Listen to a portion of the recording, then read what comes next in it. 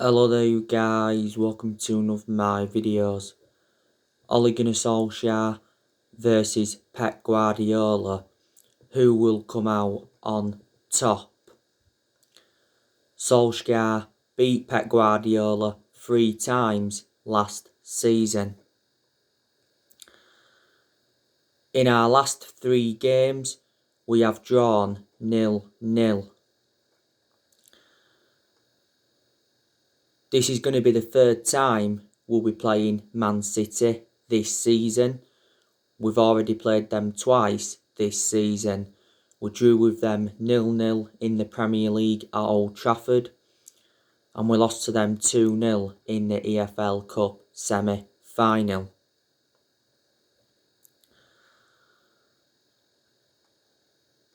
This is going to be the 185th Manchester derby.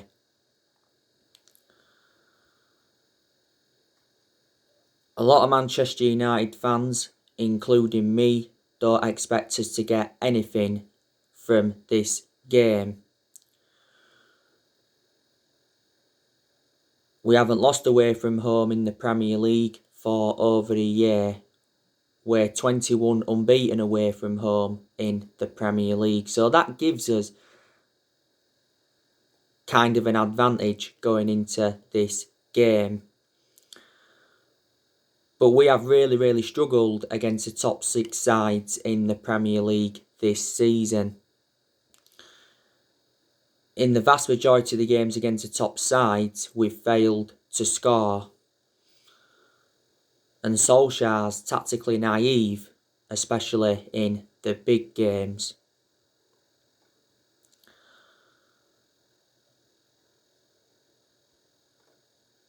Now, we know Paul Pogba isn't going to be involved in this game.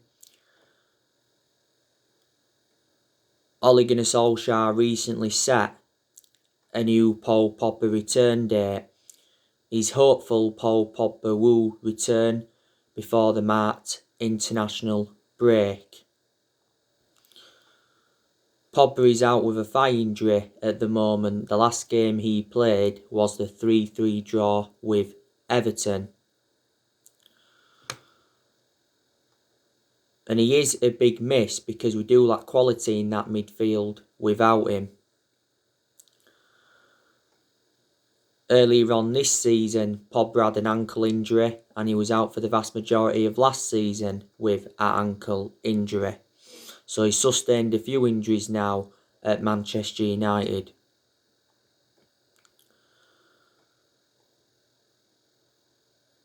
But in recent months, before he got this thigh injury, we've been getting the best out of him. You know, he'd been enjoying the best period in his Man United career since he rejoined.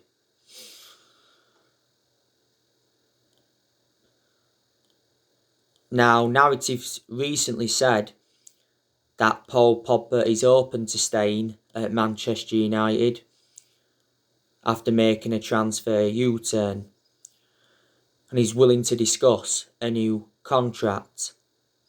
Solskjaer suggested earlier on this season that Paul Pogba could sign a new contract, and Solskjaer said that Paul Pogba is happy at Manchester United. Earlier on this season, we triggered that 1-year extension on his contract, so he's under contract with Man United until June 2022. Mini Oriola, his agent, said earlier on this season that he's got no intentions of destabilising Paul Pogba's season at Man United, and he also made an admission saying that he's working quietly on Paul Pogba's transfer to avoid offence.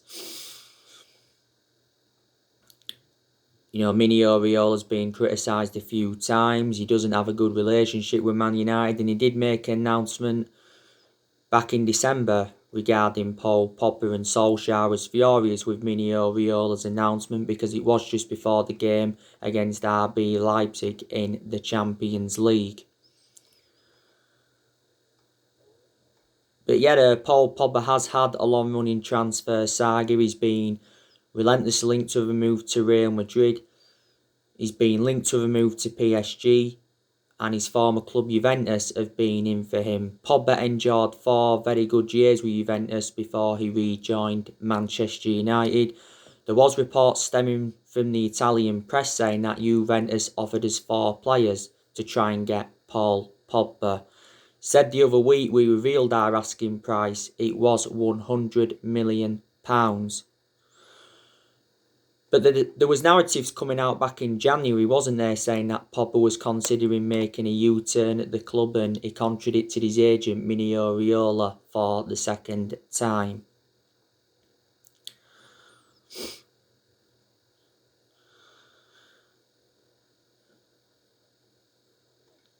David De Gea, he could be out for a month due to personal reasons.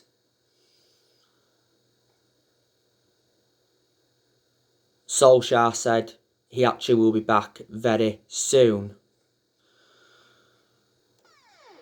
So yeah, it will be Dean Henderson in goal for this game against Man City. Dean Henderson will get a run of games now.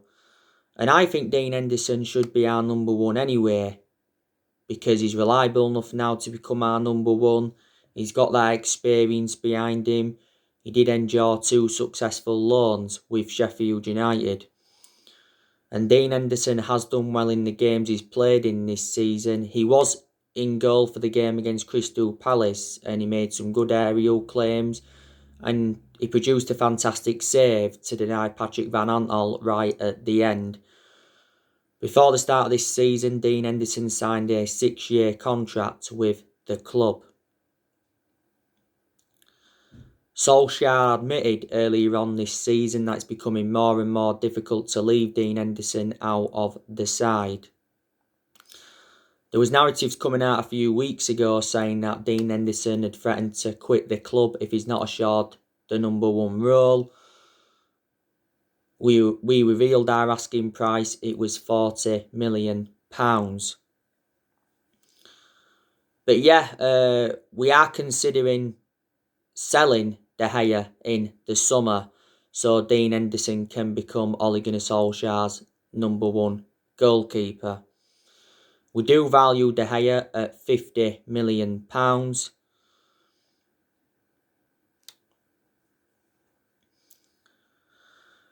Solskjaer's already warned De Gea that his number 1 jersey is under threat.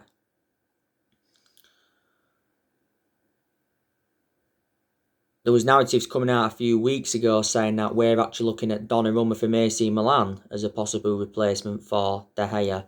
De Gea has been a long servant at Manchester United. You know, this is his 10th season at the club.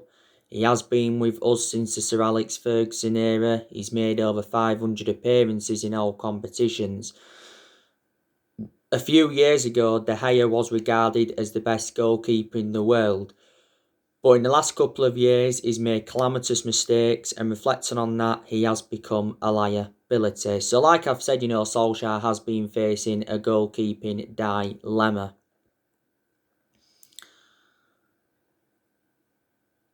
Donny van de Beek, I think he's recently been out with injury.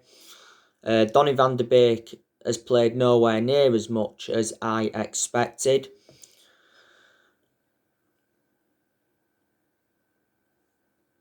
You know, most of his appearances have come from the bench. He's only started 2 games in the league this season. But he is a good player. Solskjaer made an admission earlier on this season saying that Donny van de Beek is unhappy at the club because of his lack of game time, but Solskjaer promised him more game time at Man United. ESPN said back in January that we rejected several loan offers for Donny van de Beek. You know, we was reluctant to let him go.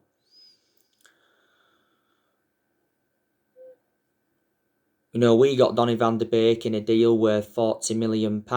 We paid £35 million up front and there was £5 million in add-ons, and he's got a contract with the club until 2025.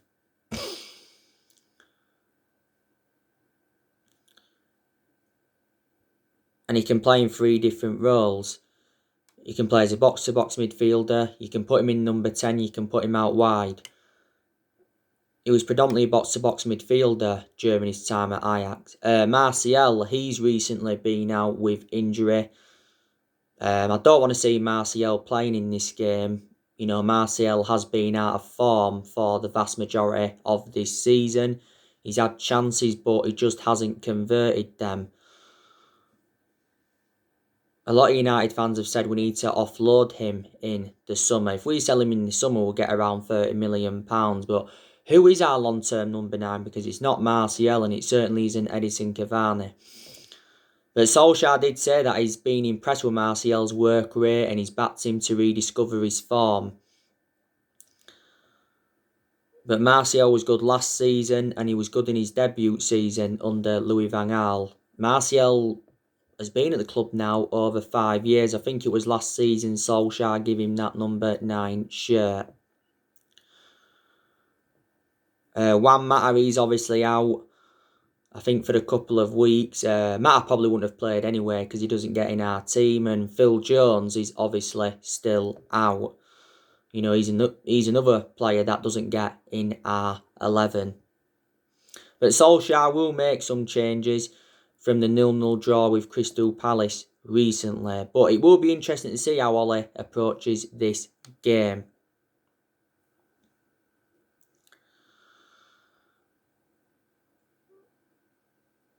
It is first against second. Manchester City are 14 points in front of us. Man City have won 21 straight games in all competitions. They are the champions-elect. When City win the Premier League this season, it will be their 5th title. They've won 4 Premier League titles at the moment. Obviously 2 have come under Pep Guardiola. They won 1 under Manuel Pellegrini and they won 1 under Roberto Mancini. When they won that title under Roberto Mancini, that was their first title in 44 years. Pep Guardiola's won a few trophies at Man City, you know, not only 2 Premier Leagues, you know. He's won the EFL Cup a few times. City have won the EFL Cup for the last 3 seasons in a row. You know, they're in this season's EFL Cup final. They do play Tottenham. I'm expecting Man City to win that. He's also won the FA Cup and the Community Shield. City are into the Champions League quarter-finals. The Champions League is Manchester City's priority because Man City have never won the Champions League. I think the furthest they've progressed in the competition is the semi-final.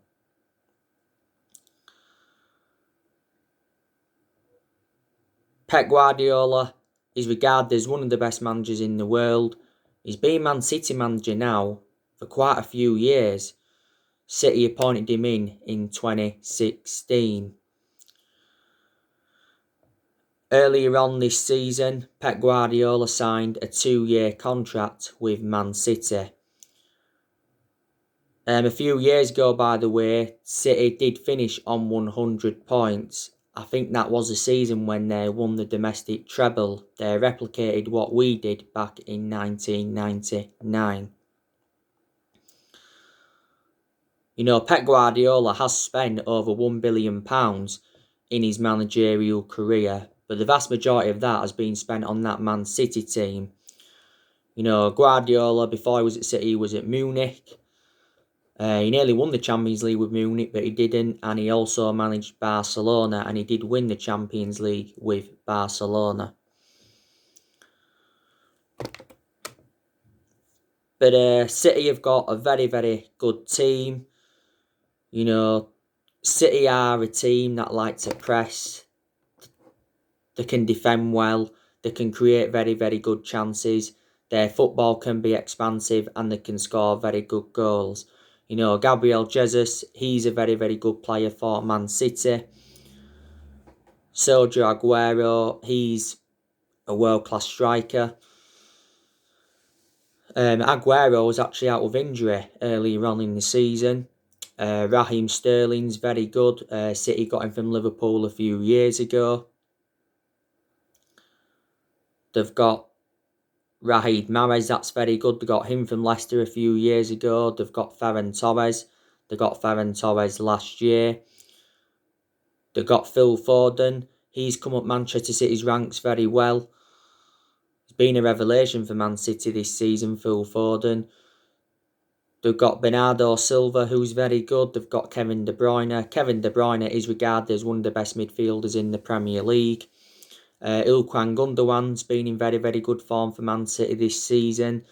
They've got Garcia. They've got Rodri. I don't really rate Rodri, to be honest with you. I don't really think he's made an impact.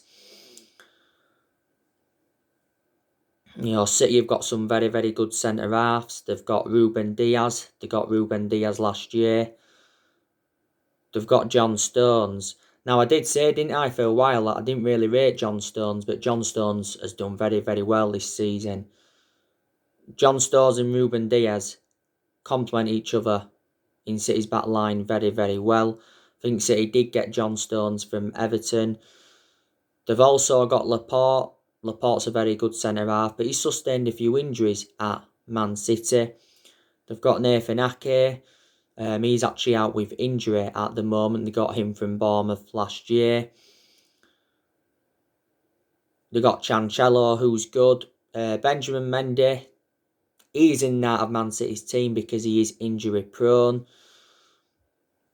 They've got Kyle Walker, who's a very good right back. They got him from Tottenham a few years ago. And Edison, City's goalkeeper's done very, very well this season. Don't forget last year, Man City lost David Silva. He went to Real Sociedad. They lost Vincent Kompany a few years ago. He went to become player manager at Anderlecht. They also lost Otamendi. He was part of the deal for Ruben Diaz. And they also lost Leroy Sané. He went to Bayern Munich.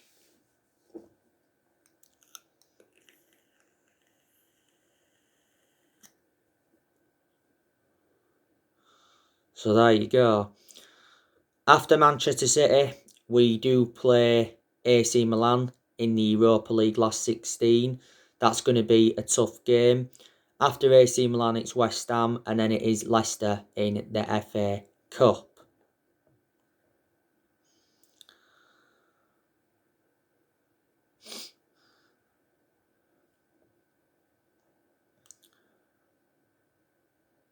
Now, this year's summer transfer window is the biggest in Ole Gunnar Solskjaer's managerial career, because we do need to make signings.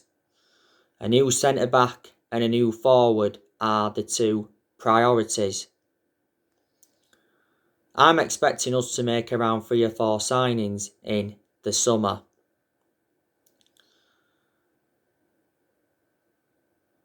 Solskjaer did say that he's only interested in bringing in players that would be a perfect fit for the club. Solskjaer recently sent a transfer warning to Man United fans, saying we won't be very active in the summer transfer window due to the coronavirus pandemic. The board back Ole Gunnar Solskjaer. Ed Woodward says the progress by Solskjaer and the players this season is clear. Our net debt has risen up to 455.5 million.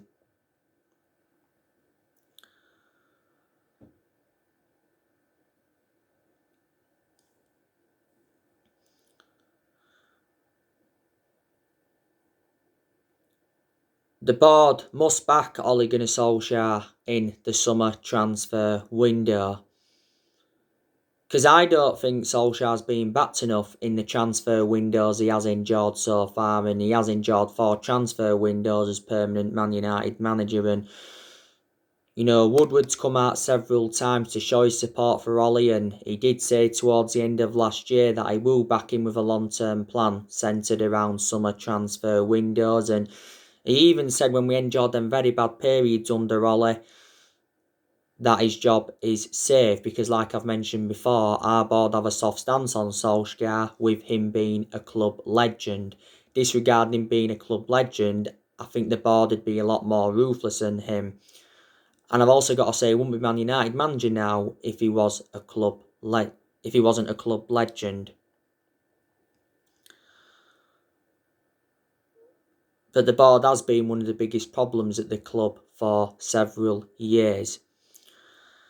Yes, Solskjaer has made some good signings since he became Man United manager. You know, he's spent over £200 million at the club, but as yet, he hasn't got all the players that he wanted to recommend in.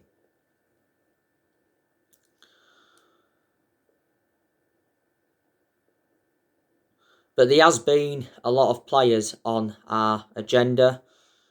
Yesterday, I give you the news on Erling Haaland from Borussia Dortmund. Recent narrative said that we are the favourites to sign Erling Haaland. Solskjaer said earlier on this season that he's following Erling Haaland's progress because he made a new Erling Haaland transfer admission. And prior to the game against Real Sociedad, Solskjaer says he's keeping in touch with Erling Haaland. Back in December 2019, Solskjaer and Woodward went to Norway to meet up with Erling Haaland to negotiate a possible move to Man United.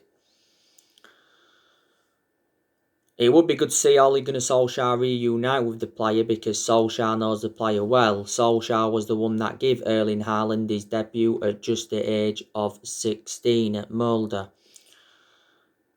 But there's been a lot of clubs in for Erling Haaland. His agent, Mini Oriola, said the other week that there's only 4 Premier League clubs that can afford him. If Haaland is sold this summer, Dortmund will demand in the excess of £100 million. Next year, Haaland has a release clause of £68 million. Since Erling Haaland's arrival at Dortmund, though, he has been a revelation. Dortmund paid just £17 million for him and he's got a contract with Dortmund till 2024. He's been with them over a year.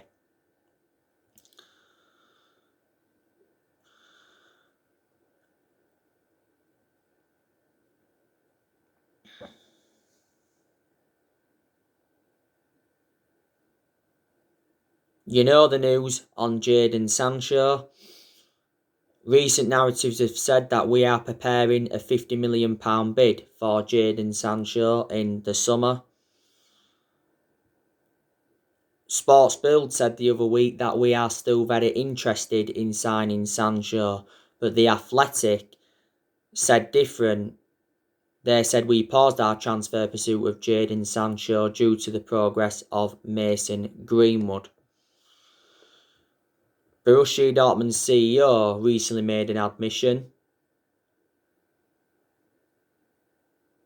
saying that Haaland, Sancho and more Dortmund stars could be sold to avoid financial chaos.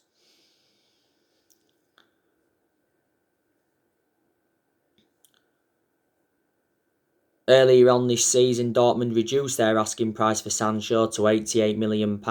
You know, that was stemming from Bild. Last summer, Dortmund's valuation was £108 million. We was not willing to meet that valuation. Jadon Sancho was our number one priority target last summer. You know the news on Raphael Varane. Recent narratives have said that Real Madrid are prepared to sell Raphael Varane to Man United this summer. The AS said the other week that talks over extending Raphael Varane's deal have not settled.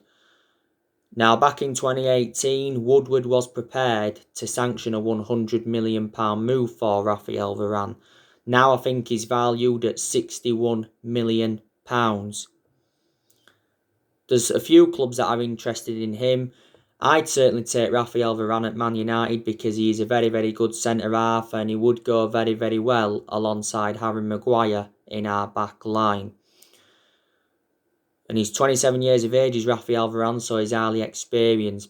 But he obviously hasn't played in the Premier League as yet. But if he comes to the Premier League, I can assure he will exceed expectations. Rafael Varane has been a long-serving player at Real Madrid. He's been at Real Madrid 10 years, is it? He's made over 300 appearances and he's won 18 major honours.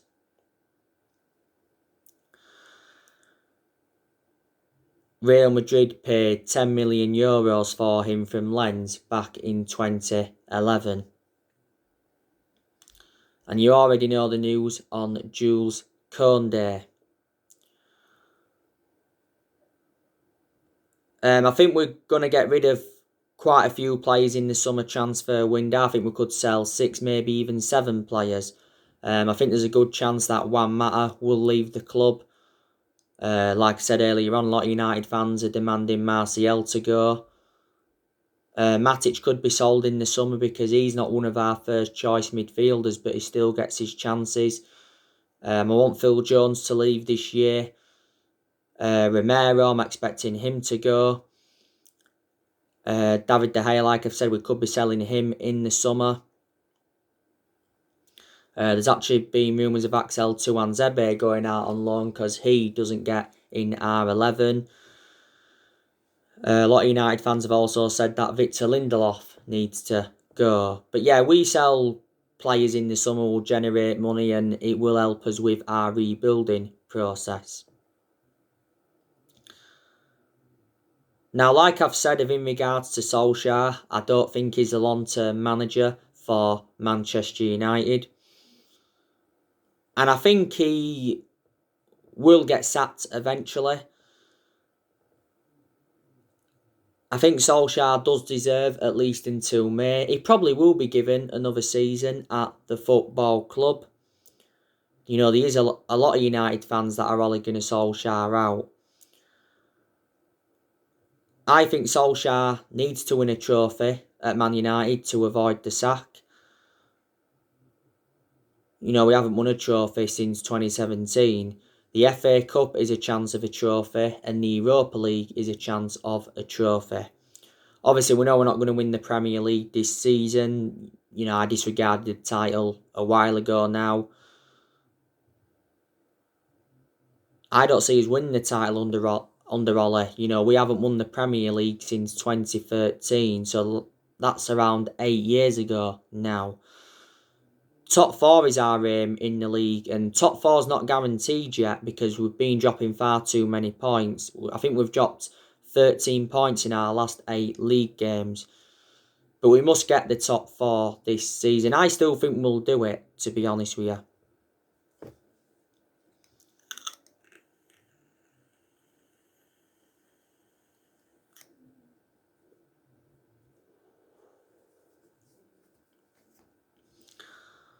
But yeah, if we were to sack Solskjaer, the problem is who would come in to replace him because as far as I'm aware at the moment, no one is available.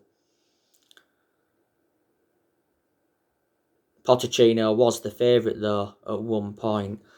I think a new contract is incoming for Solskjaer.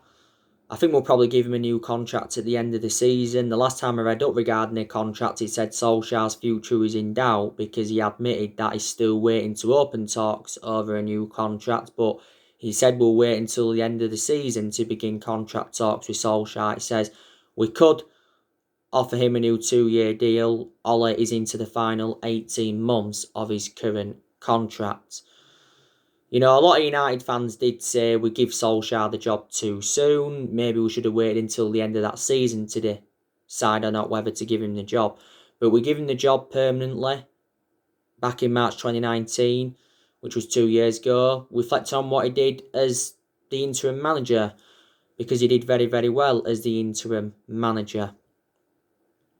I just think the club's too big for Ole Gunnar Solskjaer to manage despite him knowing the culture of the club.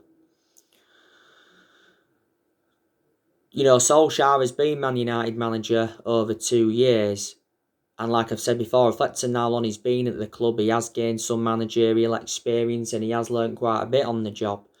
But he hasn't got a proven pedigree as a manager, so that's one of my big concerns about Ole. Like I said, his decision making is another one of my big concerns about him.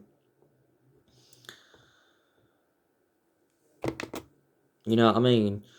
And we've endured very, very bad periods under Ollie where he's lucky not to have been sacked. But we've also enjoyed good periods under him as well. We've got to credit Ole Gunnar Solskjaer in certain aspects. You know, he's got us to the FA Cup quarter-final, got us to the last 16 of the Europa League, got us to the EFL Cup semi-final this season, did well last season in his first full season at the club, guided us to 3 semi-finals, got us qualification for the Champions League and got us third, second highest we've finished since Ferguson. You can probably say there has been progress made from last season. Solskjaer, like I said, has got rid of a lot of the deadwood since he got recommended in. And we are second in the Premier League.